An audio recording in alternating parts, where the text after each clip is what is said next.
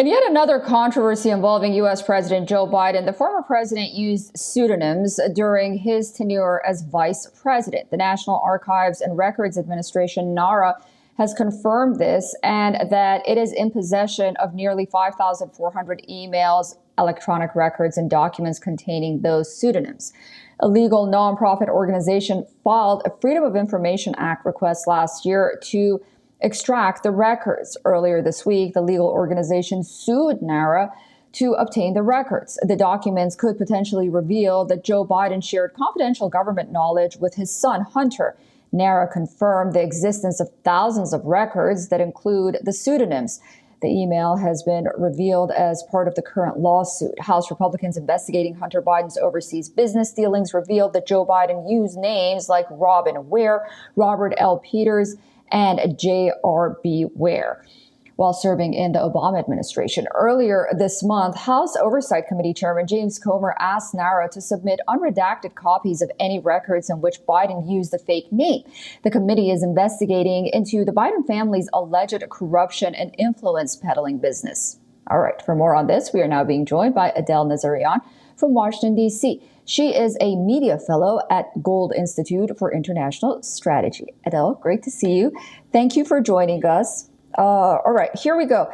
These pseudonyms by the former president, one of the concerns that many have is that ultimately, while he did use these aliases, but these emails came from a .gov account. It wasn't like a Yahoo account or a Gmail account. So ultimately, how much would the then vice president share with someone like Hunter, or if anyone else is copied on there, when he knows that this is ultimately a government server?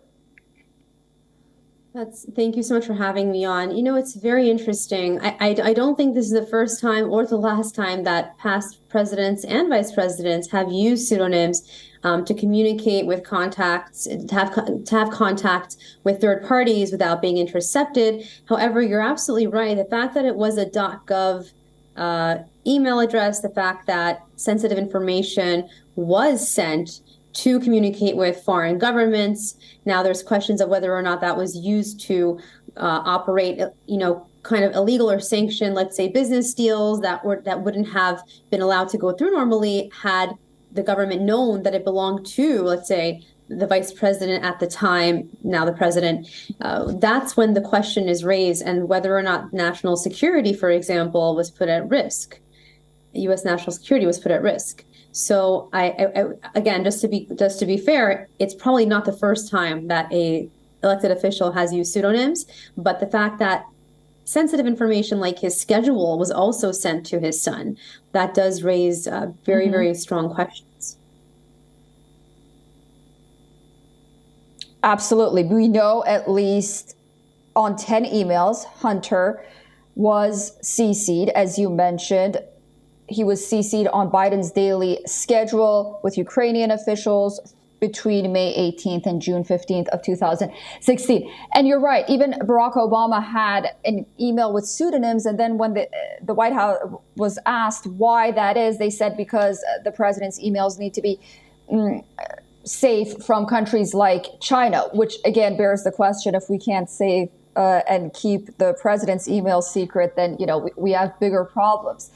But regarding this revelation, if other staffers are CC'd on one of these 5,400 emails, then I guess the next step for the House Oversight Committee would be to subpoena those staff members. Is that the next step?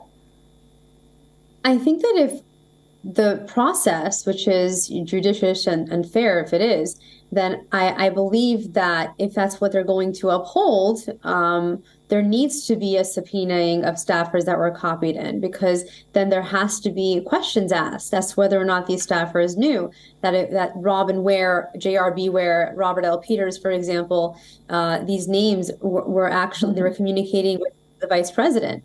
I think it's a matter of national security. And it really does go back to, frankly, Suzanne, it goes back to also regarding the emails.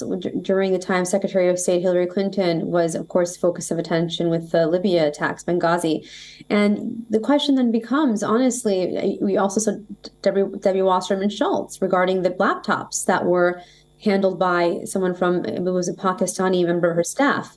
And the question then becomes, if you're going to apply the law for everyone, it should be applied equally, regardless of political party. And I think that subpoenaing, unfortunately, staffers would be the next logical step in determining whether or not they were aware of who they were communicating with. Absolutely. Well said. Adele, thank you so much for joining us, and thank you for your insight. I look forward to speaking to you again very soon. Thank you so much.